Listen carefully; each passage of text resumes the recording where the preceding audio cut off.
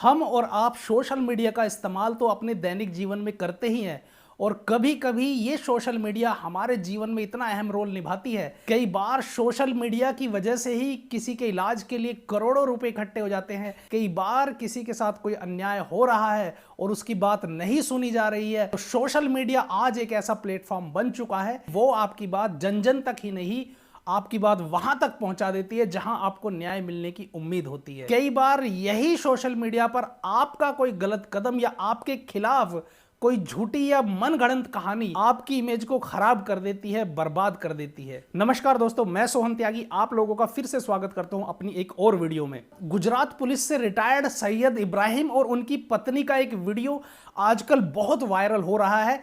हो सकता है वो आपने भी देखा हो, जिसमें दोनों पति पत्नी अपने लिए न्याय की गुहार कर रहे हैं। वीडियो में कहा गया है कि उनके बेटे की जो बहू है, मेरे छोकरे की बहू इरफान पठान क्रिकेटर है जो उसके साथ चालू है और उसके साथ सोती है। वो खुद मूसी बोलती है और मेरे छोकरे पे 8 दिन से दबाव डालते कि जैसा है ऐसा चल रहे थे। मेरे छोकरे को डांटियां देते थे ये लोग, और वो रिकॉर्डिंग पुलिस में दिया, फिर भी हमारे विरुद्ध फरियाद ली। हमारी फरियाद नहीं लेते और इरफान पठान बड़े अधिकारियों से दबाव डाल के हमको हैरान करवाता है। आज हमारी ऐसी नौबत आ गई कि मैं और मेरा परिवार हम आपघात करने जाते हैं। हम लोग पुलिस स्टेशन जाएंगे, वहाँ दवा पी लेंगे। ये हैरान कराए हमारे को, हम बहुत हैरान हो गएंगे। बहुत दबाव लाते इन लोग, वो यहाँ रह के भी हैरान करती थी हमारे को और अभी भी हैरान करते ये लोग हमारे को। आज PSI परमार ने मेरे को बुलाया है और वहाँ हमको हैरान करेंगे। हम इतने तंग आ गए। मैं पुलिस खाते के अंदर नौकरी की जिंदगी दी, सेवा दी। मैं पुलिस खाते का होते हुए हमको इंसाफ नहीं मिलता तो दूसरों को कैसे मिलेगा। भाइयों, हमारे मरने के बाद तुमसे आशा है कि हमको इंसाफ मिले, ऐसा करना। नाजायज संबंध इरफान पठान के साथ में चल रहे हैं, ऐसा सैयद इब्राहिम का कहना है।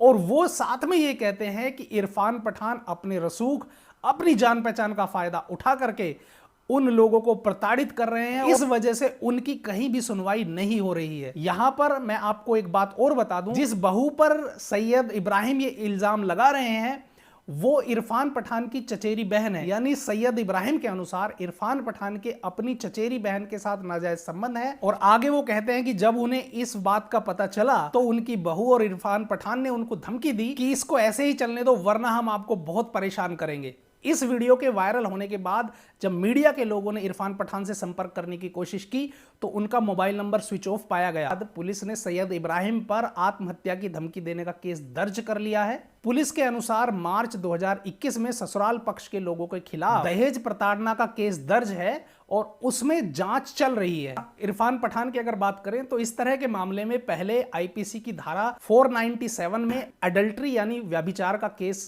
बनता था, जिसमें 5 साल की सजा और जुर्माने का प्रावधान था।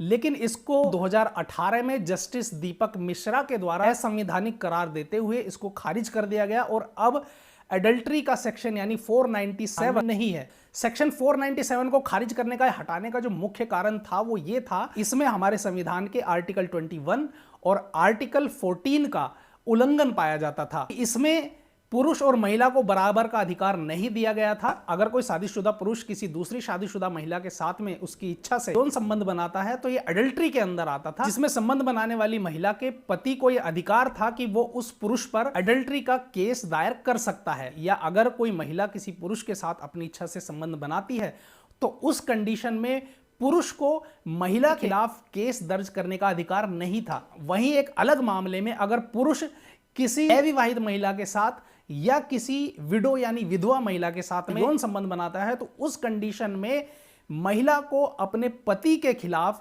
वाद दायर करने का अधिकार नहीं था। यानी अगर देखा जाए तो 497 के अंदर महिला केस दायर करने का अधिकार नहीं था, वाद दायर करने का अधिकार नहीं था। वहीं दूसरी तरफ पुरुष को महिला के खिलाफ वाद दायर करने का अधिकार नहीं था।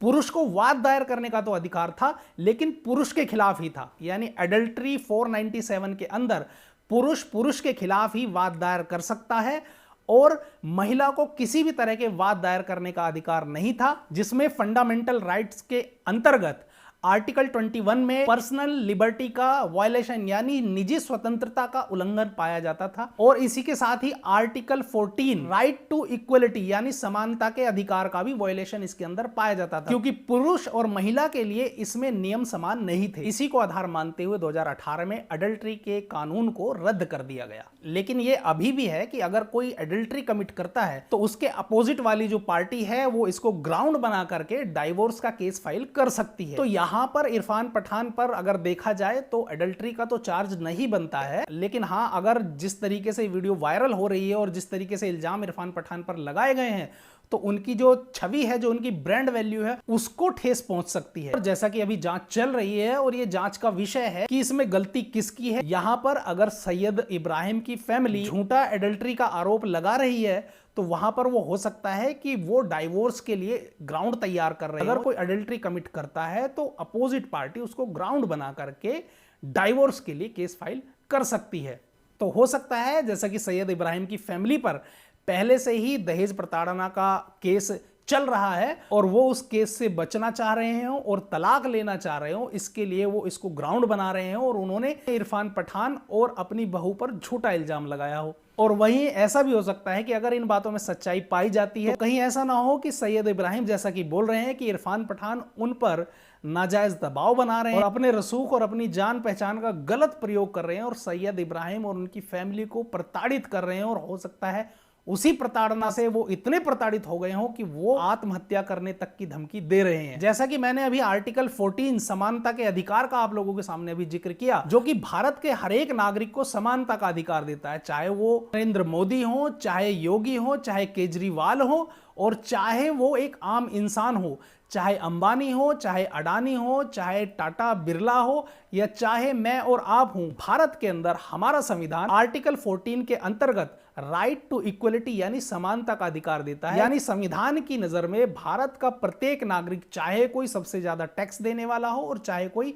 भीख मांगने वाला हो, सबको समान अधिकार प्राप्त हैं। लेकिन कई बार लोगों को इन पर कटाक्ष करते हुए पाया गया है। जब कई बार कोई सेलिब्रिटी हिरन मार देते हैं या फुटपाथ पर सोए हुए लोगों के ऊपर गाड़ी चढ़ा देता है तो उन मामलों में कई बार ये देखा गया है कि न्याय काफी देर से होता है या वो केस लंबे चलते रहते हैं। जब आम पब्लिक के घर में शादी होती है तो वहां पर पुलिस के भी छापे पड़ते हैं, डीएम के भी छापे पड़ते हैं, डीएम थप्पड़ भी मारता है और दूल्हे को धक्का भी दे देता है। लेकिन जब किसी बड़े नेता की शादी होती है तो वहां पर गाड़ियों का काफिला भी आता है, डिस्टेंसिंग की भी कोई परवाह नहीं की जाती और नियमों की धज्जियां उड़ाई जाती हैं। कई बार यह भी देखा गया है कि मास्क ना लगाने पर किसी को सड़क पर लेटा लेटा कर मारा जाता है और कई बार ऐसा भी होता है कि मास्क ना लगाने पर पुलिस चालान तो कर देती है लेकिन वो चालान की फीस भी पुलिस को अपनी जेब से भरनी पड़ जाती है। कई बार यह भी पाया गया है कि आम आदमी के लिए अंतिम यात्रा में शामिल होने की लिमिट 20 या 50 लोग होती है, वहीं किसी नेता के अंतिम संस्कार में 1000 से ज्यादा लोग भी होते हैं। और कई बार यह भी देखा गया है कि कोरोना काल के अंदर ही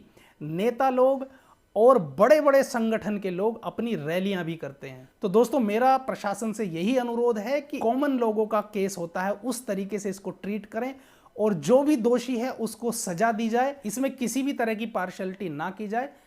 अगर इरफान पठान इसके अंदर दोषी पाए जाते हैं तो उनके खिलाफ कार्रवाई हो और अगर सैयद इब्राहिम जो कि पुलिस में रह चुके हैं अगर वो दोषी हैं या उनकी फैमिली दोषी है तो उनके खिलाफ उचित कार्रवाई की जाए। तो दोस्तों, आज की वीडियो में बस इतना ही। नमस्कार, जय हिंद, वंदे मातरम।